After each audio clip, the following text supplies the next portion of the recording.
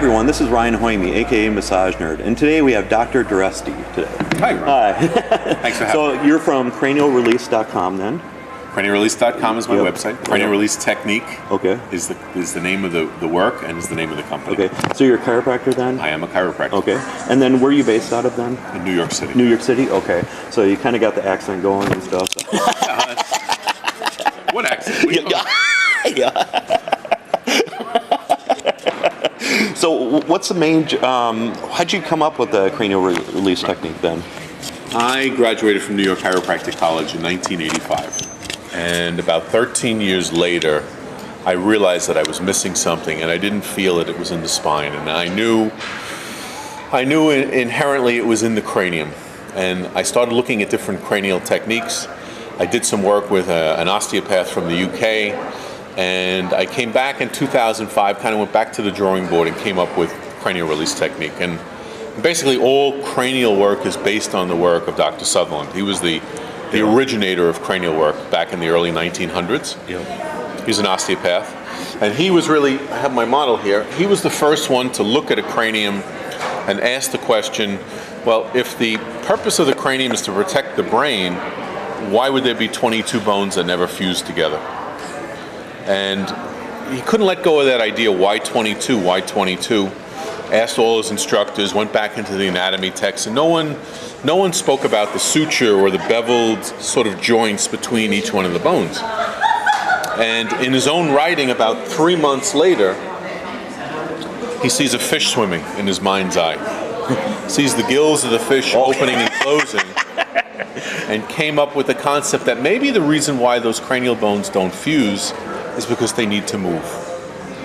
And then he started doing some experiments on himself and on his patients, and lo and behold, it was really 1940 when he announced to the world what he was doing. Did he do something with a leather helmet too or something? Or he did. I have seen pictures of him putting on, at that time was a football helmet because they were made of leather. And putting different sort of clamp devices on his own cranium to sort of experiment with himself before he did any experimental work with patients. And lo and behold, he found that if the cranial bones are not aligned right and not breathing properly, then nothing's going to work right within the entire body. And now, the only thing I do with a client, a patient, is cranial release, and it takes all of a minute to do. It's a global technique.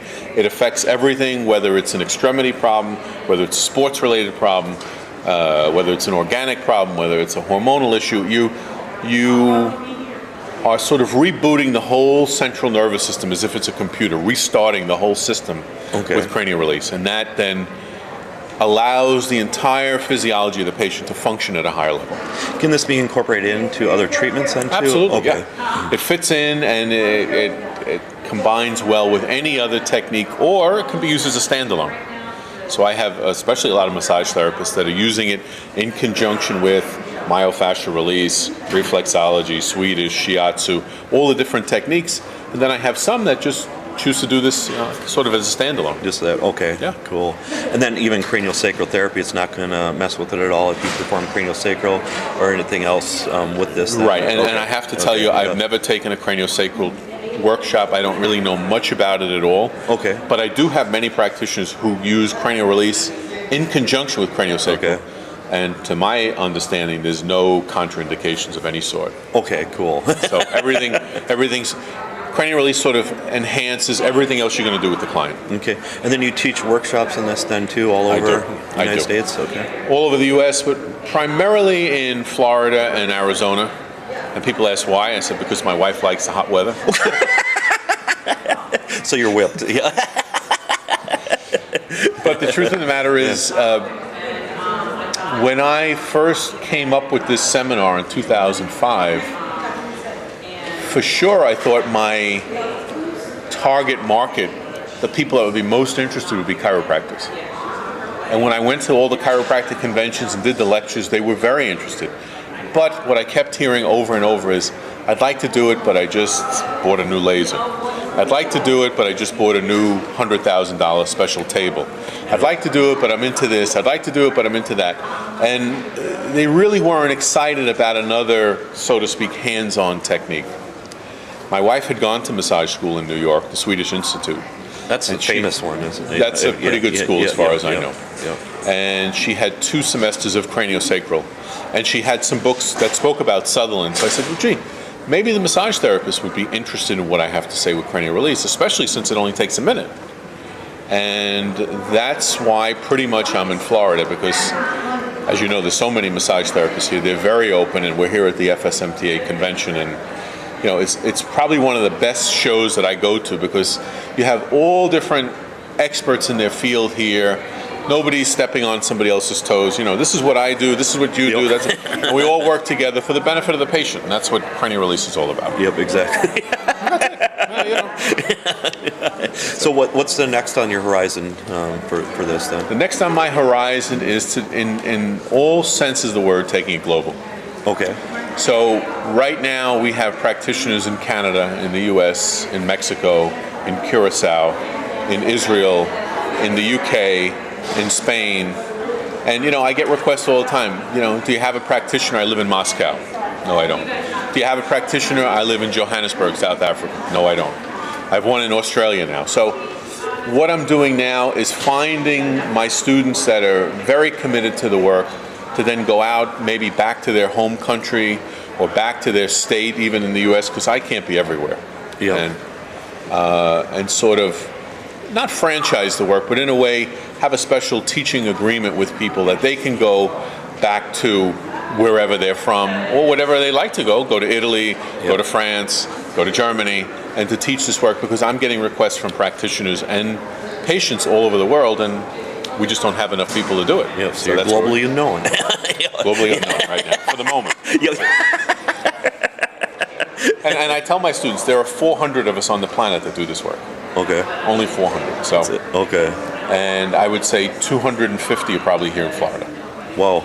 And again, the state of Florida has 25 million people, so this is a huge population for massage therapists too, isn't it? It's one of the largest. Huge population for massage therapists. Yeah. Huge population for just citizens. I mean, you know, Florida is one of the most populated states. And, you know, there's 8 billion people on the planet. Do the clients and patients kind of go down some in the summer just because of the snowbirds? I mean, or they would actually go up north and stuff during that time, or for the practitioners here in Florida? Yeah. Well, I guess to some extent. I mean, look, if you're from Minnesota, if you're from New York, Minnesota, Michigan, you know, you want to be home in the summer, because the summer here can be a little brutal, as you know, right? So, I mean, I'm pretty much a snowbird. I spend my winters here for the most part. But one of the things my students tell me is, now that they're using cranial release, sure, some people are going to go home for the summer, but now they have a whole different concept of practice, because the real key with cranial release is helping people deal with stress. Okay. And everyone's under stress. So everyone that you know, everyone that you see, is now a potential client with cranial release. Oh, everybody. Everybody. So even even if a good portion of your practice goes home for the summer, there's still so many people. You know, the person at Starbucks, the person at McDonald's, the person at 7-Eleven, the person that that delivers your mail, they're all under tremendous stress, and cranial release balances the brain hemispheres, which balances the body. And what causes the brain hemispheres to come out of balance, research has shown, is stress. Constant, chronic, low-level stress that we are all under every day, whether you're aware of it or not. And aren't a lot of ER visits and stuff stress-related too? Could be and stuff. So, Sure. Yeah. A lot of people think they're having a heart attack. It's a panic attack. Yeah. It's stress. Yeah. It's all stress-related. The world that we live in now, I mean, look at you. I mean, you know, all the videos you do, all the technology you have set up. I mean, the world is moving faster and faster, and we're not going to go backwards. No. It's going to keep getting faster and faster. No way, You know, the husband and wife that are my webmasters for my website, they're IT professionals. This is what they do for a living. This is what they went to school for.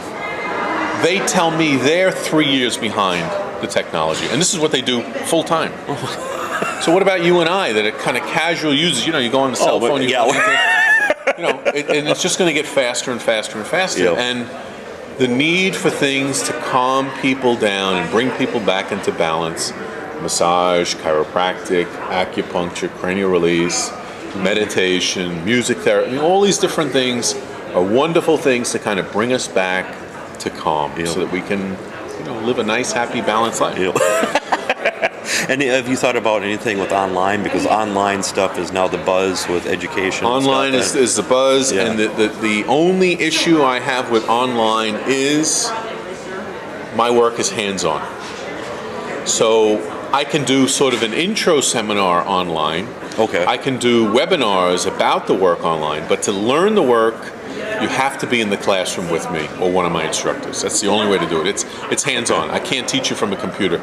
And on that note, one of the nice things about my work that I keep hearing over and over from my students, which is why I don't change my recipe. You know, when you know how to make a cake, you don't mix with the formula. Yep. So my classes are never more than 12 students at a time.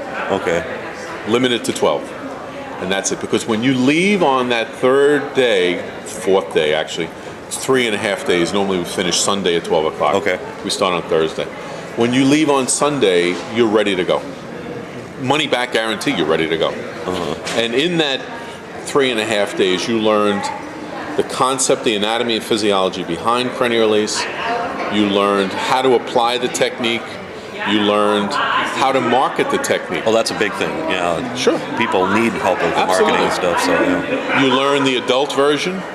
You learn the pediatric version. How do you do this to newborn and children? You know, right after delivery. The earlier, the better. To get to them with cranial release is the best. Yeah. Somebody's in a wheelchair. You learn how to do it in a seated position. Grandma's in the hospital or a nursing home. You have to go in there, and you know there's tubes and IVs. There's a way to do that too. So you can address the patient in whatever situation they're in. And again, the beauty of cranial release, it takes all of a minute. Yep. And do you do any seminars in different languages then? I don't at the moment. Okay. I do speak Spanish pretty good. Okay. My wife is from Peru. We are considering doing some things in certainly Latin America and Spanish-speaking countries throughout the world. Okay. But I do have people that are interested in teaching, again, back in Poland, back in Germany, in Russia. So we would have to translate all the work into their language, obviously. Yep. But I see that happening in a matter of time. I've heard some national instructors here in the United States go to other countries, but then they have to hire an interpreter basically to those places. Sure. So rather, excuse me, rather than do that, I'd rather have I have, as a matter of fact, I just had 3 students from Germany that are now living here, but go back and forth all the time. So they're very interested in becoming an instructor, and most Germans speak very good English, so I don't think we'd have to translate the work, except when they're there, some words may not translate well, so it's good to have someone that speaks the language. Yep.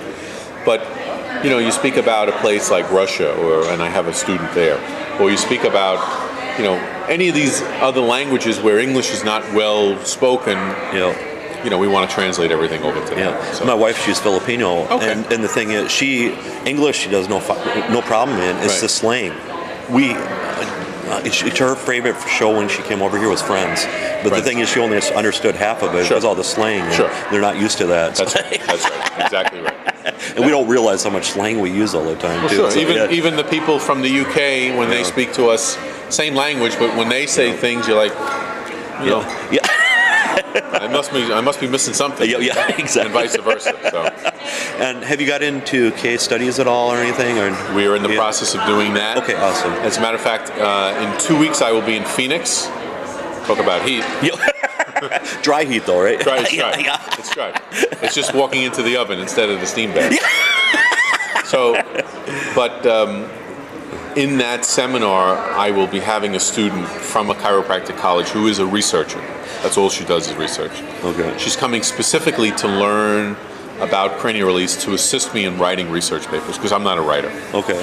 And you know, in the world of science, in the world of alternative medicine, if it's not written up, it doesn't exist. So that's the next step for where we're headed here, is research. Okay, perfect.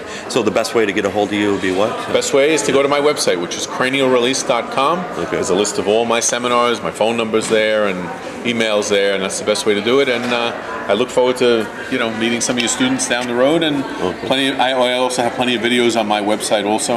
Okay. And if I could say one thing in passing, we just had a fabulous endorsement by a name that you and maybe a lot of people will know, and that's Wayne Dyer. Yeah, definitely. He got worked on by a student of mine, and it just absolutely changed his world. And he went back to Hawaii, where he lives, and he suggested to his chiropractor that he should look into cranial release.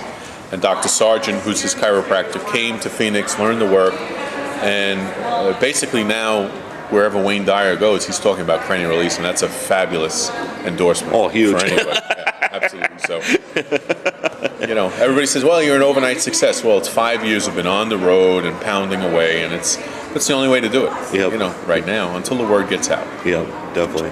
All right. Well, thank you very much. You're welcome. Ryan. Thank you very much for the opportunity. Thanks. You got Thanks, it. guys. Okay. Very good. Yeah. Awesome. Good. Yeah. So I'm going to, I'll email you some videos. Okay, yep. And this will be on your website? Yep.